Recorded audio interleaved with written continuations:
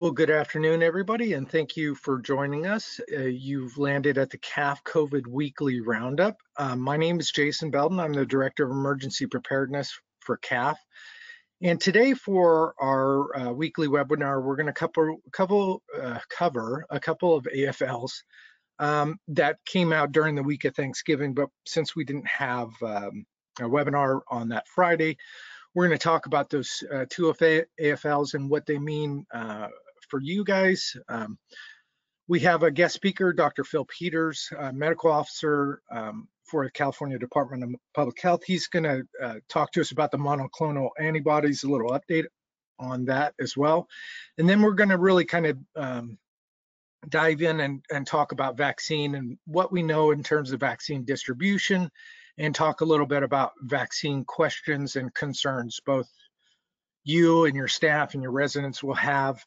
We've got some information that has been provided to us by the American Medical Directors Association. And so in the handouts on the side today, you'll see a bunch of those kind of guidance documents of how to discuss vaccine with your residents and staff. So we'll cover all that stuff. Today is December 4th, if you didn't know, 2020. It's 1 o'clock in the afternoon. And as always, you can find all of our coronavirus resources at that website there on the caf.org webpage. I mentioned Dr. Peters is with us today, as well as Patty Owens, the Director of Regulatory Affairs for CAF, as well as Deanne Walters, the Director of Clinical Affairs and Quality Improvement. Sorry, we've all got really long titles. I apologize. All right, so as a reminder, the speaker's opinions are expressed on our own on this webinar. They may not reflect CAF's official position. These webinars are brought to you as a part of a grant-funded program by the California Department of Public Health and Los Angeles County EMS Agency. We do not have any financial conflicts, and I think we covered that last time. The intent of the webinars is to kind of give you a situational report of what we see happening within the state, some forecasting, and highlighting best practices where we can find them. I'm actually going to skip over this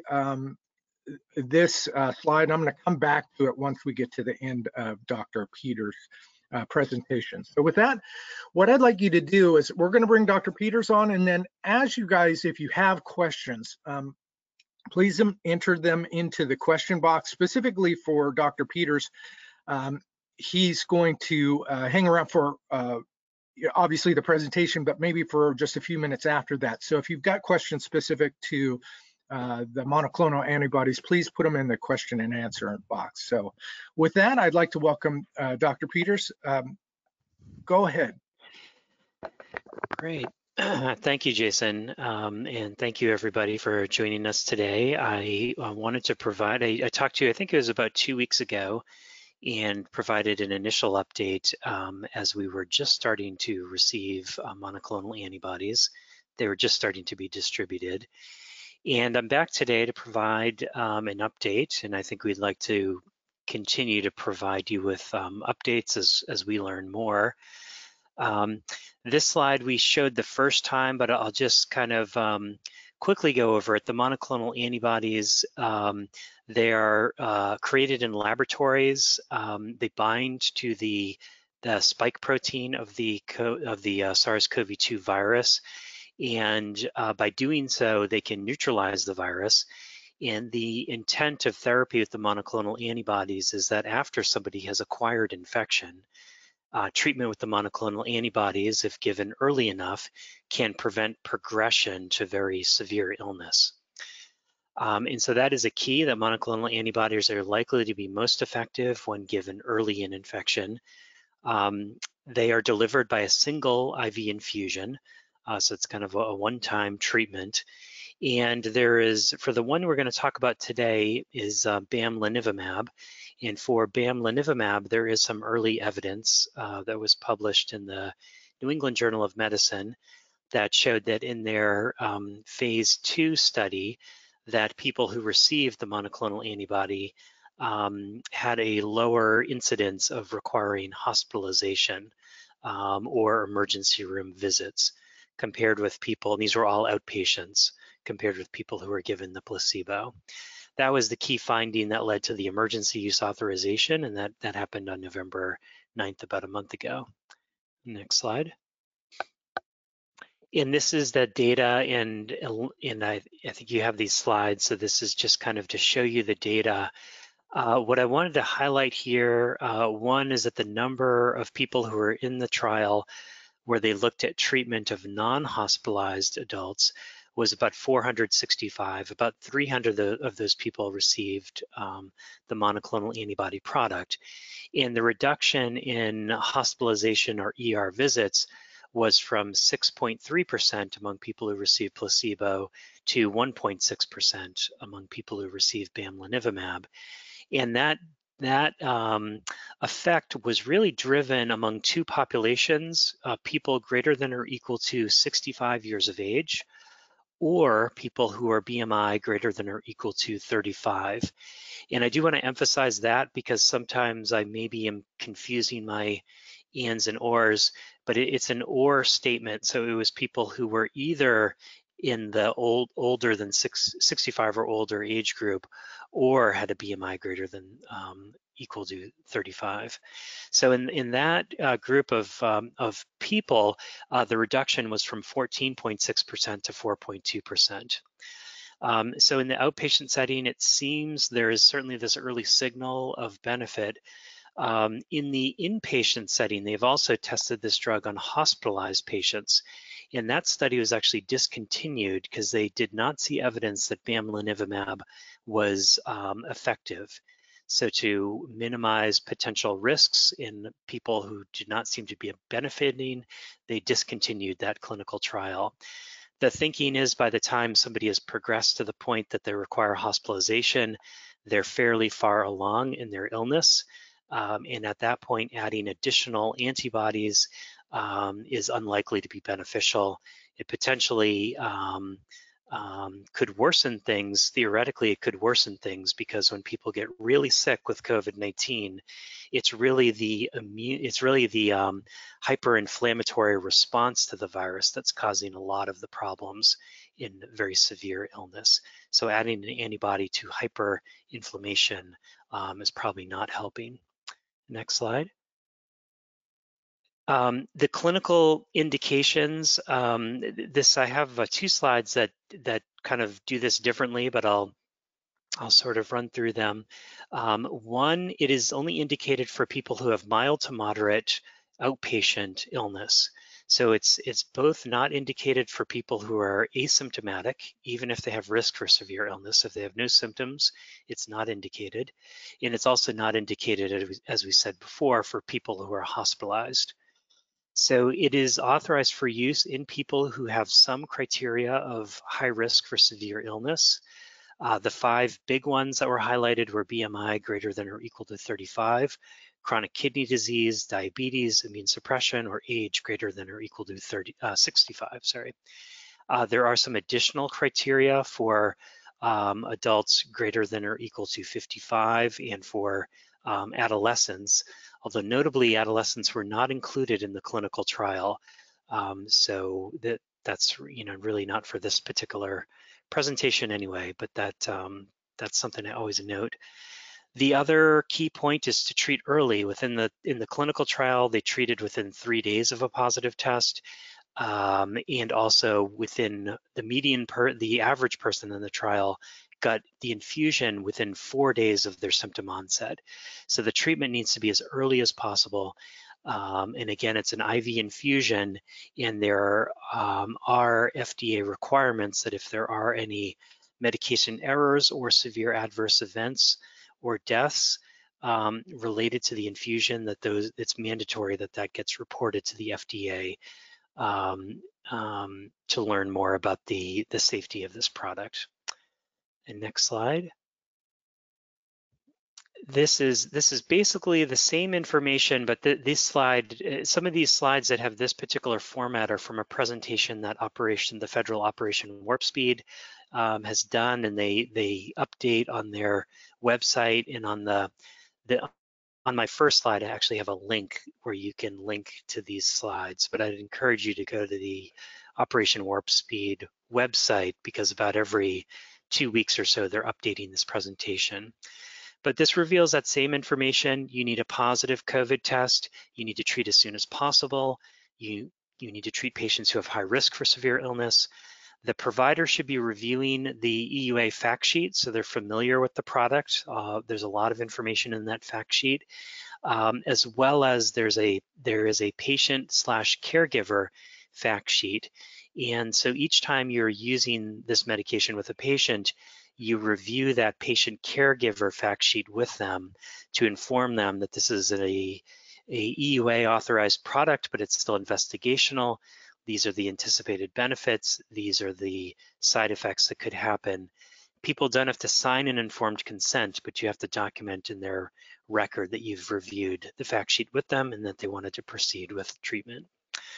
And it needs to be administered in a setting that if there is a reaction to, if there's a reaction to the medication, if there's an infusion reaction, that there are medications available to help manage that reaction, and that it is a setting where EMS can be activated to take the person to a higher level of care if they need that.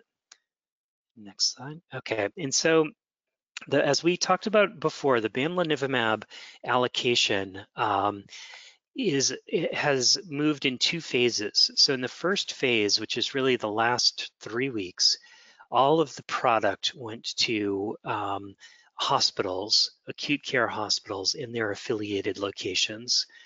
The reasons for that are essentially that there was already a system to distribute these donated products to hospitals, because that's what had been done with remdesivir.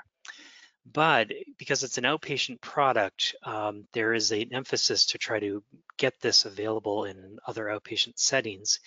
And so in phase 2, the allocations are hoping to expand to other outpatient facilities. They have listed some there. You could actually move to the next slide, because we're going to concentrate on skilled nursing facilities. So within California, among all the outpatient settings, when we've thought about this limited resource that we have, where do we want to provide access to it so providers in those settings can decide if it's the right treatment and the right patient at the right time, has been skilled nursing facilities. So that's really where we're trying to emphasize, if it is going to be available in outpatient settings beyond hospitals, that these would be the optimal settings.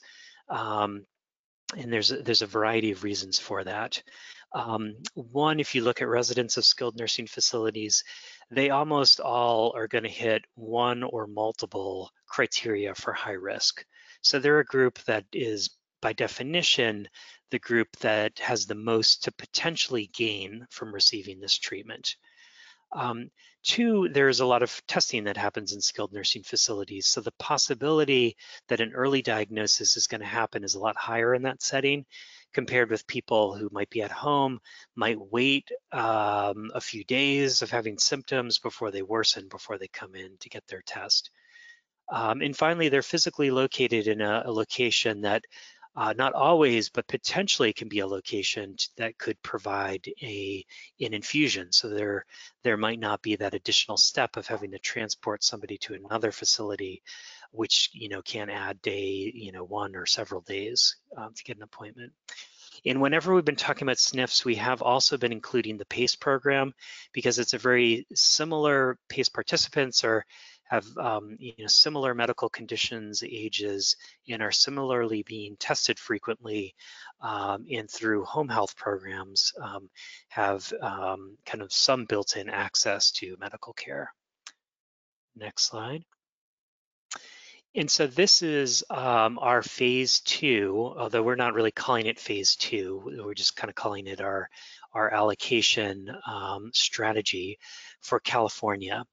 And so you'll notice here, I'll just walk you through this. You'll notice here I have both of the antibody products there in that step 1, because there are 2 products that I'm sure you've heard about. Bamlanivimab is one. The other is the Regeneron cocktail. It's called casirivimab and devimab. It's 2 monoclonal antibodies. I'm not really talking about it in this presentation because it is a more complex infusion to do. It's more complex for the pharmacy to prepare it, and there's less published data on its benefits. So at this point, all of the casirivimab and devimab is only going to acute care hospitals. So if your patients are receiving treatment in an acute care hospital, they might receive it there, but we're not thinking about distributing that product to skilled nursing facilities. For the bamlanivimab, however, the first step in our state allocation after we receive product from the federal government is to do an allocation to the specialty pharmacies that serve SNFs and PACE programs. And we're actually starting that with next week's distribution. So the product that places should be receiving on Monday or so, some of that product, and I believe it's actually, these numbers are all kind of made up just for an example. I believe the actual number going to specialty pharmacies will be 700 doses next week. We're starting with the biggest specialty pharmacies, but we're definitely open to adding other specialty pharmacies. We believe the ones we've included are covering 80% of SNFs, if not 90% of SNFs. So this initial allocation will go to the SNFs and would be available to SNFs statewide. And then I won't kind of go through all the details, but then what isn't allocated to SNFs then goes to the county MOOC system, the medical health operational area coordinator, and they then distribute the bamlanivimab to other outpatient settings, FQHCs, et cetera, state prisons maybe. And the casirivimab and devimab product would go exclusively to acute care hospitals and their affiliated settings. Anything that's not allocated will come to California. I think for this most recent allocation, there were 50 doses that didn't get allocated because of an issue. So it's coming to the state, and we'll use those doses for sort of emergent outbreak purposes. Next slide. So this is kind of reviewing this is the first 3 weeks of bamlanivimab, and last week was week 3. I'm sorry, I think of it as last week, but it was really this week that's coming to an end, was week 3, and we received our first allocation of the casirivimab and devimab. That link at the bottom, we are posting the allocations that we're doing week by week. So we're trying to have full transparency about where all the product is going so people can see the allocation. And the allocations at the county levels are based on hospitalization rates and total rates of COVID diagnoses. So they are to be reflective of the burden of COVID that's happened in the previous week. And next slide. So I'm kind of presenting this to you that there now is this opportunity to provide bamlanivimab in skilled nursing facilities. Just saying it doesn't make it easy to do. There are challenges. There needs to be appropriate healthcare staffing. I think usually an RN would be doing the infusion in a skilled nursing facility. The equipment and training needs to be in place to do the IV infusion. That might require outreach to a hospital infusion clinic or other infusion provider to help do some just-in-time training for people who might need refreshers on doing infusions, or perhaps partnering with a home health agency that does infusions more routinely. And obviously there's preparation, that having a process in place to identify when the right patient is being identified at the right time for this treatment, and how to provide it in a timely manner. Next slide. This checklist I showed the last time I presented, so I won't go over it, but I think it's kind of a useful. I think each site probably needs to alter this their own way, because there are kind of unique challenges and setups and infrastructures everywhere. But I think it is a good idea having the checklist to kind of go through all the different aspects, from the space, the flow of people, the supplies, the actual staff, and what the drug administration process would look like. You can move to the next slide. And now I have 3 slides here that I've kind of left in here for your reference, but this is some of the characteristics of the product. I'll maybe just mention a few.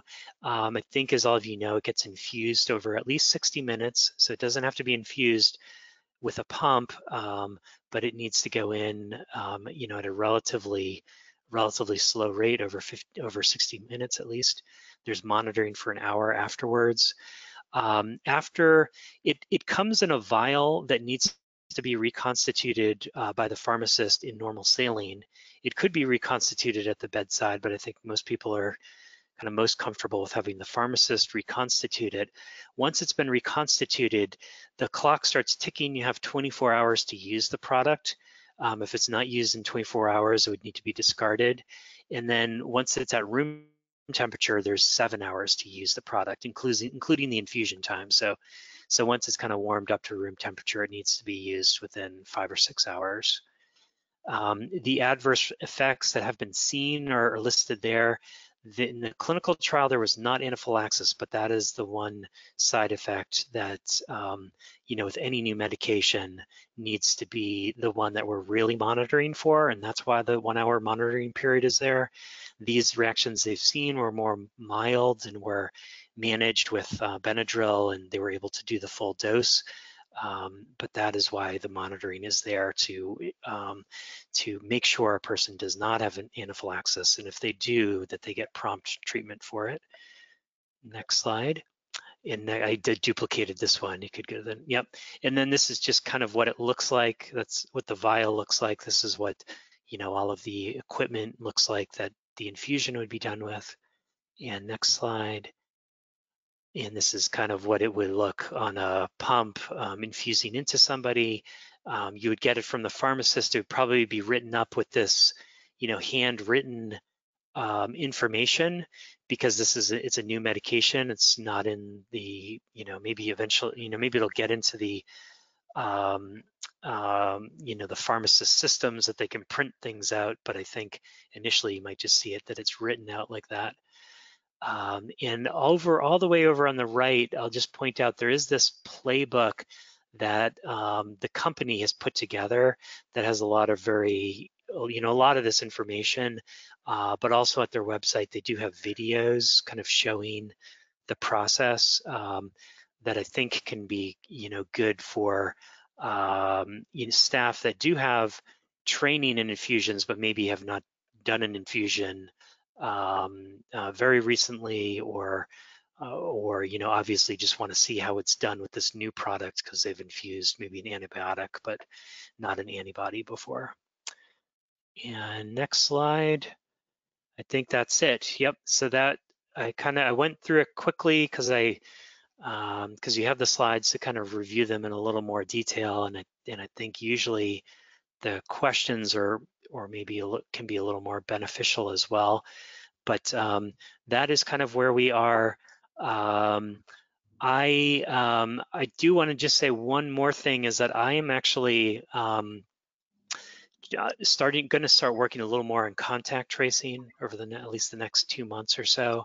And Dr. Sohrab Sidhu, who's on the call from Department of Healthcare Services, he and Dr. Mark are picking up some of this work. So the next presentation, I'll still be at CDPH, but the next presentation might be from Dr. Sidhu on this topic.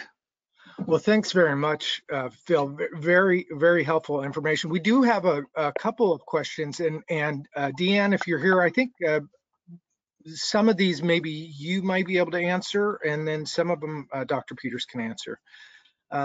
So has there been any data on the effectiveness given within this first few weeks of allocation? I'm not sure if it's too soon for that, but I don't know if you're tracking it, and if you are, what the results have been. Yeah, that is a challenge. I think the problem with something getting an emergency use authorization is that then it just it becomes widely used and in not a controlled setting. And I think honestly, even we don't have that information about how many people got it and how many people ended up in the hospital versus recovered. But even if we had it, it would honestly be very hard to interpret. Right, to You don't have that extrapolate. comparator Yeah, group exactly. yeah. So I think all I can say is that initially the use was very slow the first 2 weeks, I would say. In this third week, the use seems to have picked up pretty substantially. There's a lot more demand for the product. We definitely have been hearing from a few healthcare systems that they're running out before their allocation for the week is complete. So it is getting utilized. We hope that we would hear if somebody has a adverse reaction. We have not heard that yet. That is mandated that gets reported to the FDA. So hopefully that would get reported. But that is kind of that's the extent of it, I would say. Perfect, thank you. And so one of the questions was, what is the duration of the infusion? I think we covered that. It's 60 minutes minimum. Each patient needs to be monitored while the infusion is taking place, correct? That's right. 60 minutes, and then you're monitored for an additional hour after the transfusion. You don't have to be hooked up to a machine or anything, but it's just usually. I think the minimum that's required actually is just to physically, just to lay eyes on somebody and make sure they're doing okay. I think a number of people will maybe do a blood pressure or a heart rate just to make sure vital signs are all right. But it's really just keeping an eye on somebody and seeing if they're reporting that they're feeling okay. And I'm sorry, I did actually forget to mention one thing, is that there is an ongoing Lilly trial, and also the other manufacturer, Regeneron, also has an ongoing trial in skilled nursing facilities.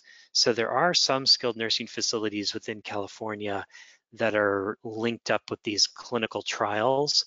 And I've heard that their enrollment has been pretty decent. And so I think we actually will have more data. It's not going to be from the EUA use, but I think there will be more data presented and published. So it wouldn't surprise me if, a month from now, another big paper drops, and then we're going to need to really rapidly review it and reassess all of our assumptions that we have and kind of, decide, okay, this is confirming what we're doing, or their finding is a little different than the first paper, and so we need to alter our process. And of course, if there is either way, we would kind of come back and talk about with you, and sort of we're in constant communication with a lot of professionals in a lot of healthcare settings. So those conversations are fluid, but would sort of more formally present how we would react to new results on effectiveness that come out. Perfect, thank you. Well, I don't really have any other questions. I want to say thank you to Dr. Peters for joining us this afternoon, and we're going to hop to our other topics. Very much appreciated, Dr. Peters. If folks have questions about this, I believe Deanne is taking the lead as the contact for CAF. So if you guys have questions, please reach out to Deanne, and she can facilitate whether Dr. Peters needs to answer those questions or whether we can do it. So thank you once again. Appreciate all of you as well. Bye-bye. All right, guys. So I'm going to try to go back up to the beginning here. Give me a second. All right. Okay, here we go. All right, so many of you guys saw this, and maybe you paid attention to the webinar on Wednesday, the jointly presented webinar between the Hospital Association, CDPH, and CAF, as well as HSAG, to talk about AFL 2087. I've got a slide about it. I want to really kind of highlight some things. Most of it is repeat or reinforcing information that's already been given to us. Kind of the format, how CDPH put this together is more of a guidance document, not just for us, but for the hospitals and for the health departments as well. And we give them feedback quite frequently that, you know, we have maybe a greater understanding of some of these AFLs and some of those other folks, and that it's important that everybody be on the same page. And I think to some extent, the hospitals and the health departments have not been on the same page with kind of the movement of residents in the coronavirus. So we'll talk about that in a second. AFL 2088 came out, and this one does not apply to SNFs or ICS, but the reason why I think this is important is, one, we'll finally get a look at folks in acute care hospitals. We'll get an understanding of how large the outbreaks have been within the hospitals.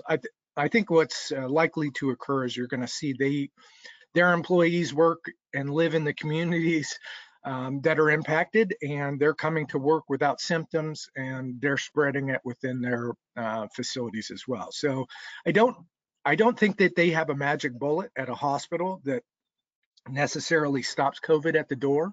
And so the reason why I think this is important is, as we see the acutes really expand the testing within the state, it's possible, now that we're all testing twice a week, that we could see real constraints on our ability to do that testing. And so it's important to realize that there's going to be this massive kind of push to get even more testing done at the acutes, and that in turn could potentially prevent us from being able to access some of those testing resources through the traditional labs.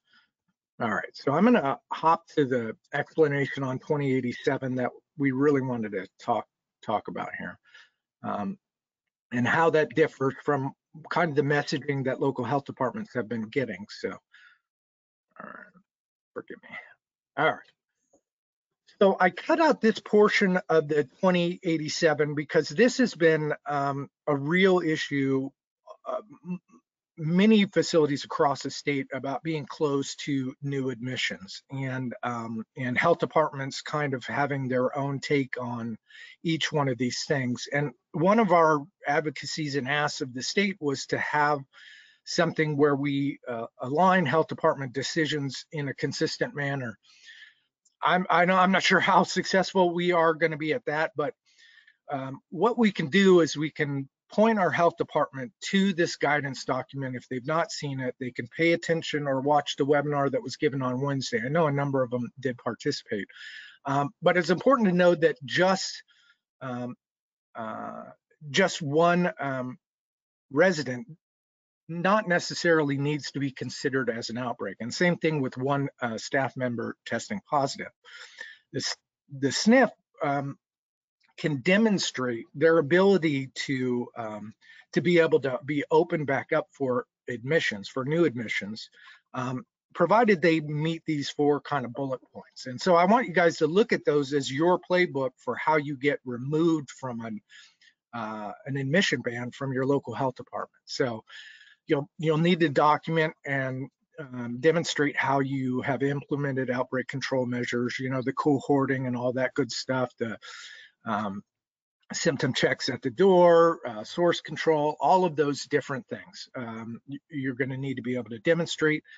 That shouldn't be an issue, since most of that stuff is written into your mitigation plan. You should be able to show them that information. You can't have a staffing shortage or operational problem, especially if your leadership is out sick. They're probably not going to remove you from an admission ban if you're struggling to find staffing. Everybody should have an infection preventionist at this point, but you'll need to have that in your staff already, and you need to have a long-term staffing plan documented.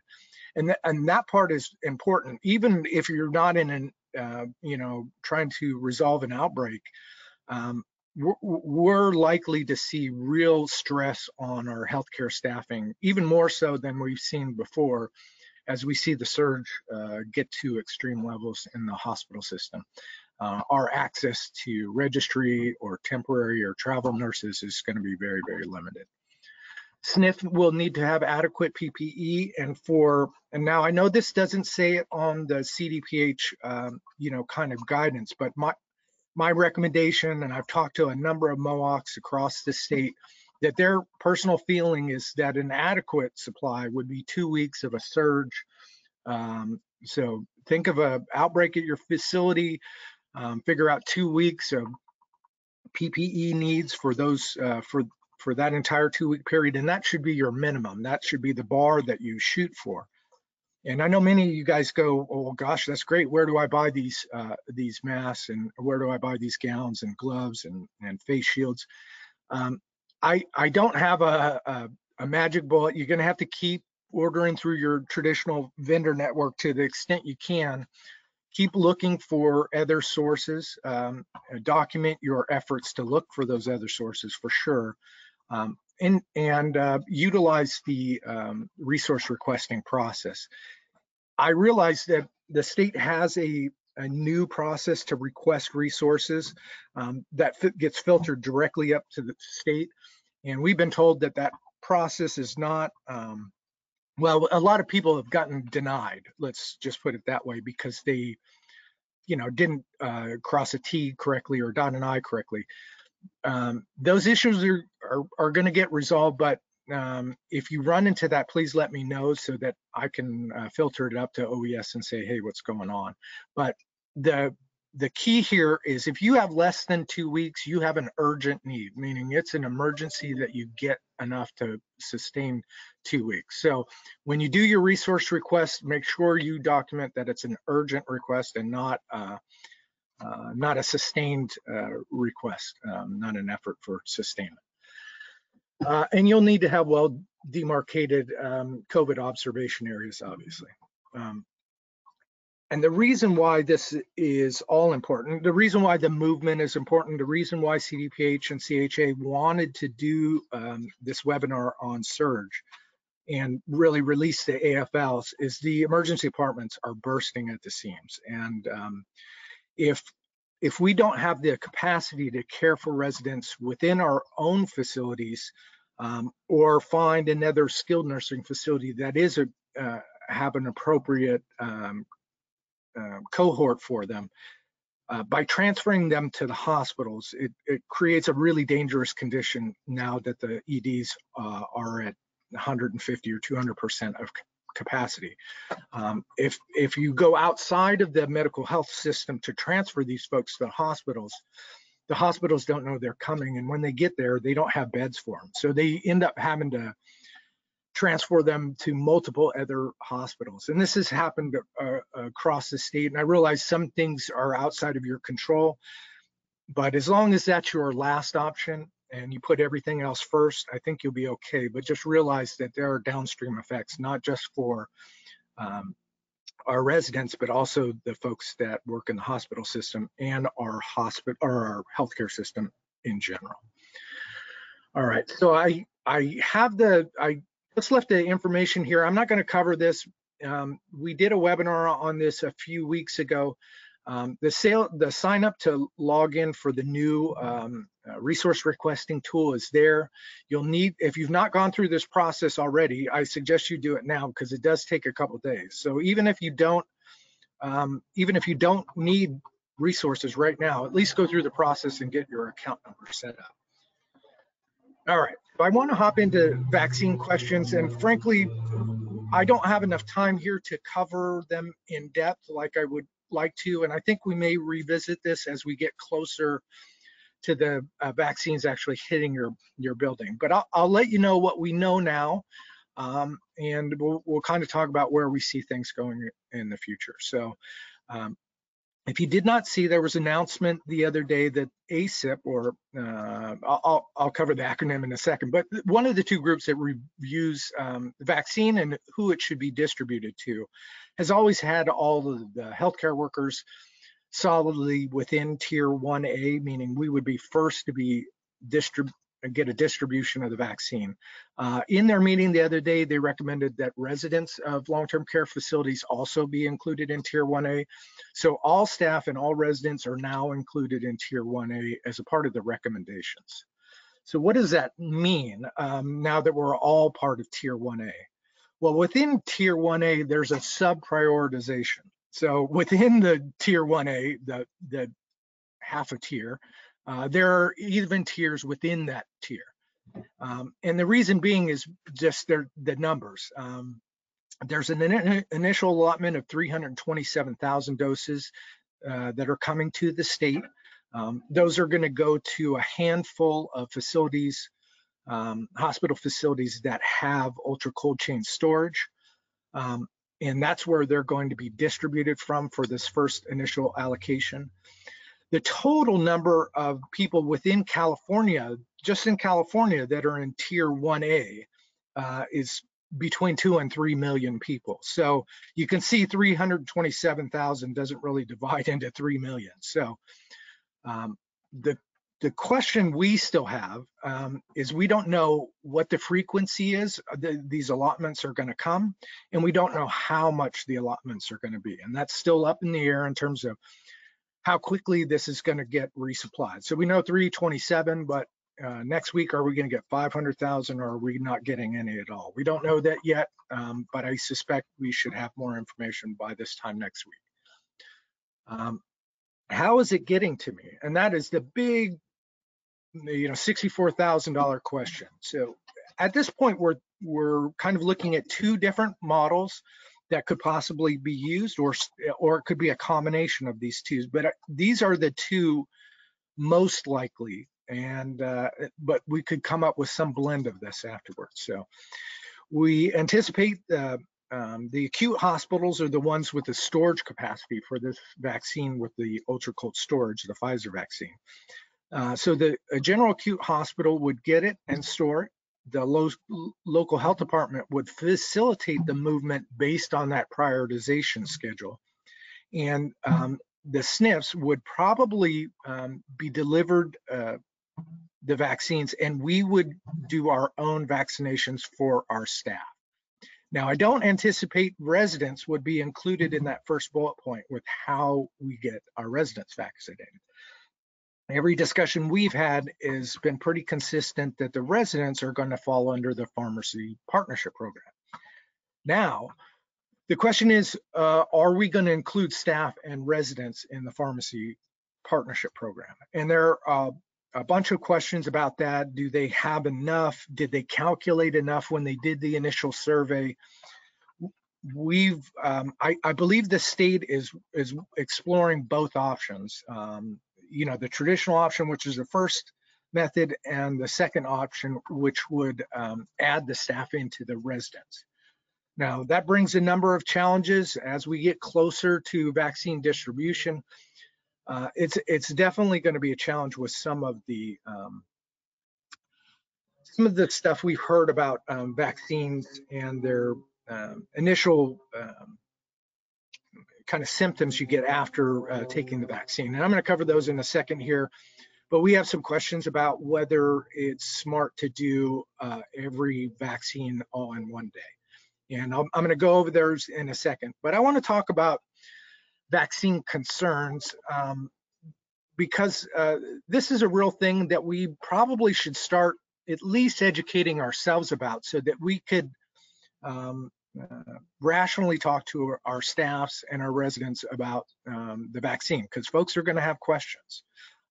American Medical Directors did a survey, and they came up with a few different common concerns. So it's fair to assume that your staff are going to have these same questions. They're going to have questions about being first, about the safety of the vaccine. They may have concerns that they were not represented in trials. And then other kind of common factors is, what is the EUA process, and has safety been compromised in determining or developing this vaccine? So I want to talk about those things in a second, as well as, our residents, especially if you have a CCRC where you have a really broad spectrum of people in the aging range, you may have varying opinions on whether they want to take the vaccine. And some of that may have to do with age or preconceived notions about vaccinations, but expect to have conversations with not just your staff about it, but your residents as well. There was a study done by the University of Michigan that talked about vaccine hesitancy in older adults. It's linked there. I believe it was jointly done with AARP as well. Okay, all right. So is this vaccine safe? Should we trust the vaccine? Common questions: is there new technology being used, and is that dangerous to me? What is an EUA, and what does that mean? Will I still need to wear a mask? Short answer is yes. Expectations: we're going to need to warn people about possible side effects because they are real and they're common and they're likely to impact your ability to operate. And I'm going to go over those in a second. It sounds scary, but they're not significant side effects, but they are side effects that could affect your staffing levels. In special circumstances, what if I had COVID or I have antibodies? The answer is yes, we're still gonna, the recommendation is you still get vaccinated. And we'll talk about where you're getting your information and how you're giving that to your staff. So for vaccine concerns, safety is the most important priority in any vaccine, not just this vaccine, but any vaccine. For this, both, well, I'm going to speak to the Pfizer and the Moderna one. Those are the ones I know the most about. I'm not as familiar with the AstraZeneca or the other ones that are in phase 3 trials. But for these two specific mRNA vaccines, that most of the adverse side effects occur within 6 weeks of the vaccine administration. And FDA did an 8-week safety monitoring of that of those two products. Generally, when they need to do a vaccine, the FDA advises a minimum of 3,000 participants in the trial to assess safety. The current phase 3 trials have all had between 30 and 60,000 participants. So a much larger number than the minimum is required. The FDA is not skipping any steps. These are the same steps that folks would have to go through for a normal vaccine.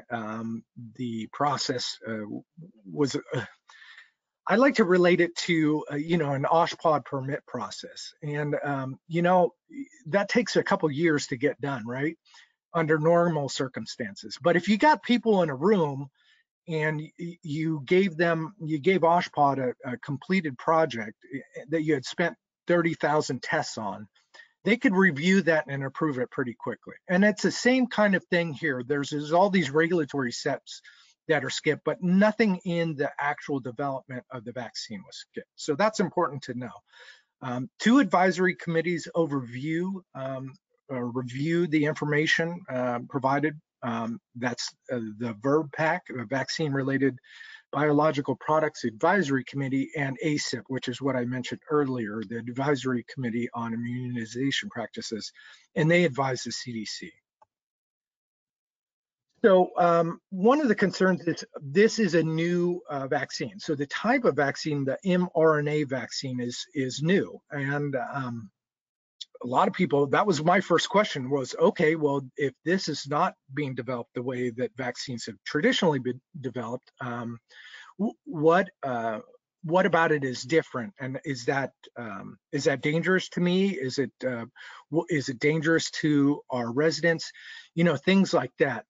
There's a great kind of description, that's that third bullet point, the Understanding mRNA Vaccines by CDC. That's a great one that gives layperson information about how our mRNA vaccines are developed.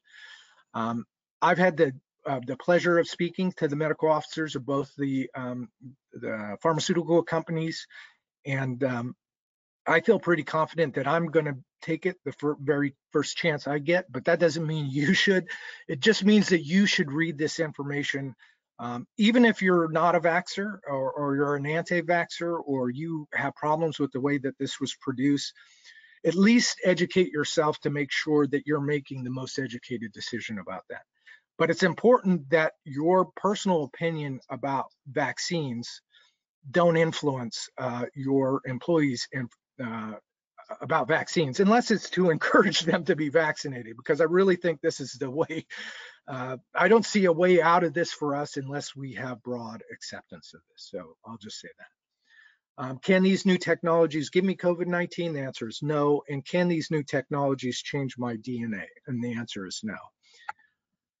An emergency use authorization, meaning the process that was gone through, to obtain approval to be able to use this, is a shorter process. It's important to know that none of the steps are skipped in the safety evaluation process. The FDA assesses not only the known risks of the actual medication, but what are the potential benefits, and do they outweigh the known and potential risks? In these cases, I think it far outweighs any potential risks. Both advisory boards also review all the data and make their own recommendations based on the data. An EUA does not imply that the authorization was done too quickly, so that's important, or that the vaccine is not safe.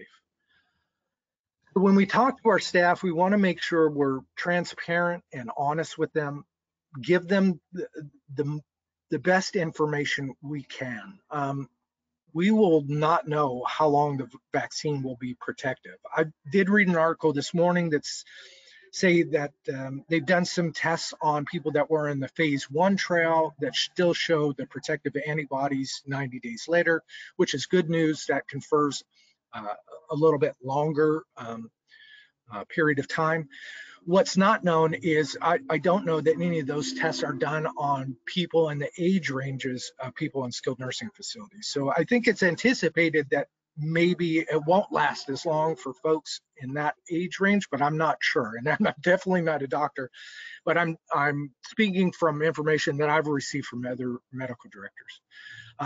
The two vaccines that we know are closest to get to us are both 2 doses. They'll be needed to take those doses 3 to 4 weeks apart. The protection does not occur until 2 weeks after the second dose. So that's important to know when we talk about masks and PPE and all that stuff. We're talking long time down the road before we can take those off. It's possible we may need to get vaccine shots for COVID-19 on a regular basis, like a flu shot.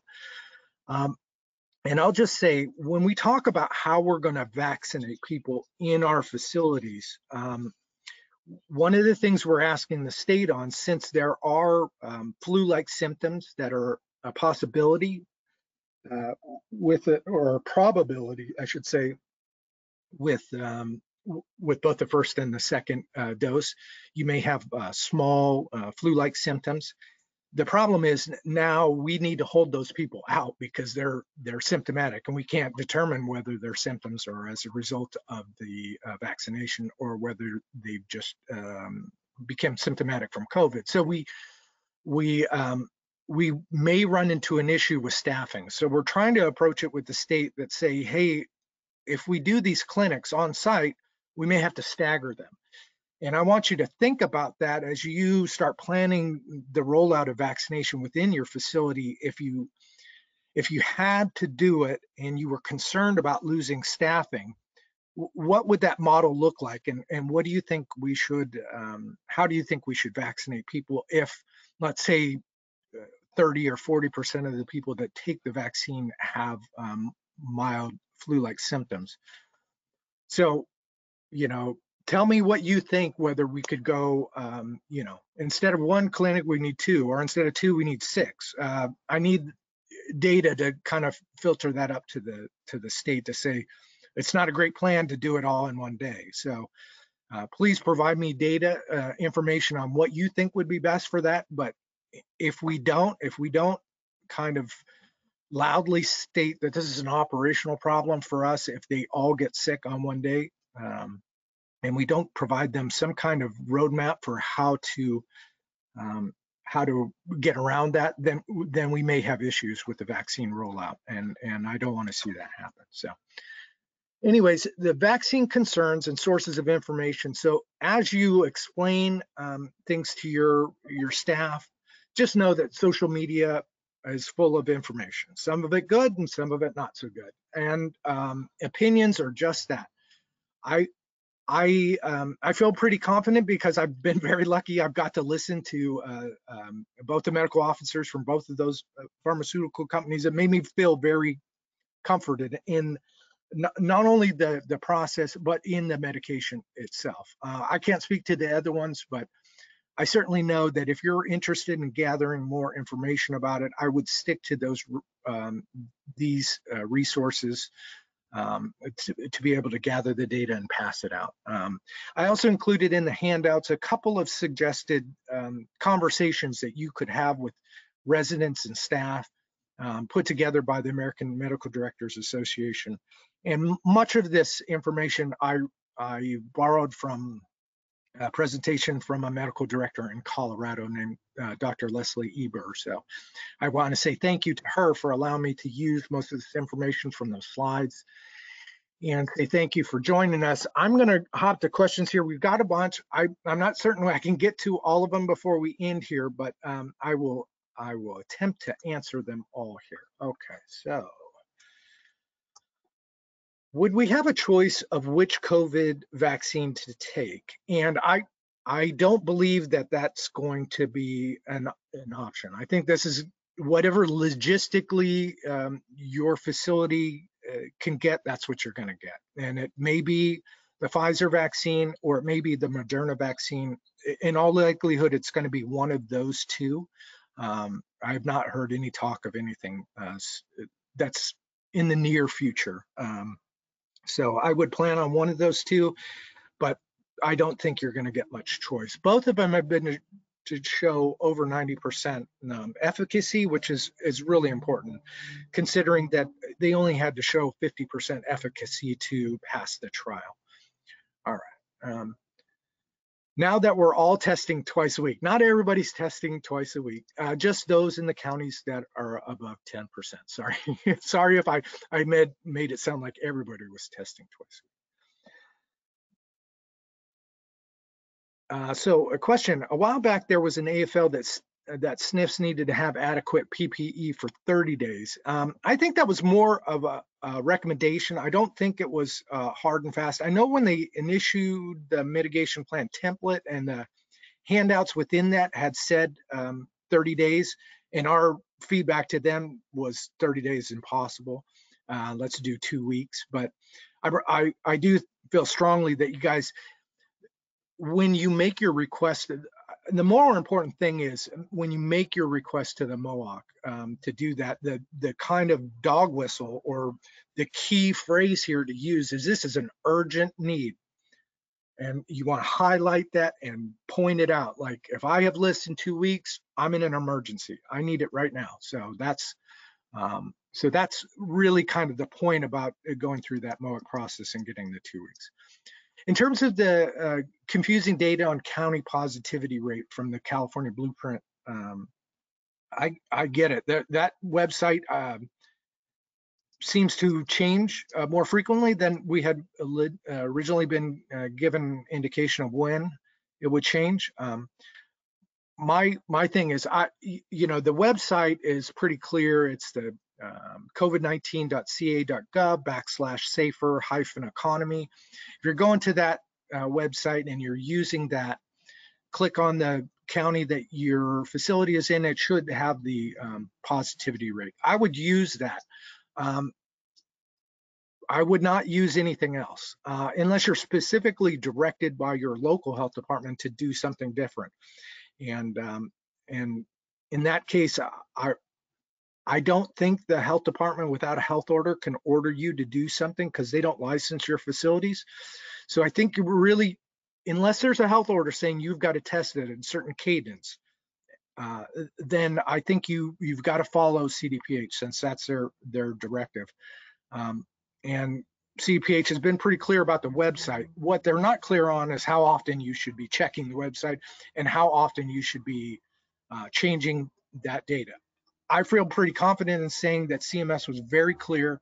They want you to change and adjust every 2 weeks. The 2 weeks, the date in which you change every 2 weeks is up to you. Just pick a static date every 2 weeks, and that's the date you change. Now, that's what CMS said. Heidi deflected on the call and said, yeah, you've got to do this or you got to do that. Reality is, what the regulations say is, pick a date and go by it. But I don't think you should, and you need to have a process to be able to adapt. If you go from 2% to 8% in a week, and in that I agree with Heidi, because what we see from the community is mirrored inside of your facility. So as the community risk increases, and if it's increasing that quickly, the increased risk is in your building already. And so, if you're waffling about whether you should start, just start if you're heading in the wrong direction. All right, well, SNFs need to register on the immunization registry to enter administrations of COVID vaccines. And that's a great question, and one I'm woefully unprepared to answer your question, but I can copy that down and I will try to get an answer for you next week, or better yet, I'll have somebody from the state address it on the call on Wednesday. We have a resident who tested positive for 2 weeks and still has symptoms. Call hospital but can't take resident due to no beds. Resident return, administrator decided to put that resident to the yellow zone. Don't think he is right, since resident symptomatic. You're right. That resident should be in the red zone until the resolution of their symptoms. And for some people, that's a long period of time. We've heard stories of folks that are symptomatic 3 or 4 weeks later. From conversations I've had with Dr. Epson, that there's been clinical evidence that folks are still contagious if they're still symptomatic, and so you want to make sure that person's in the red zone. All right, I apologize. There are still a bunch more questions, so if I did not answer your questions, I'll do a better job of talking faster next time, and I will copy these questions down. The ones that I can get the state to answer, I'll have them answer on the webinar on Wednesday or the call on Thursday. I want to say thank you very much. Deanne and Patty were on, and I did not give them a chance to talk at all. I apologize. And I want to say thank you again to Dr. Peters and to Jamie for pulling all this together. So hopefully you guys have a great weekend. Feel free to give me a call or reach out if you have any questions. Thanks very much. Bye-bye.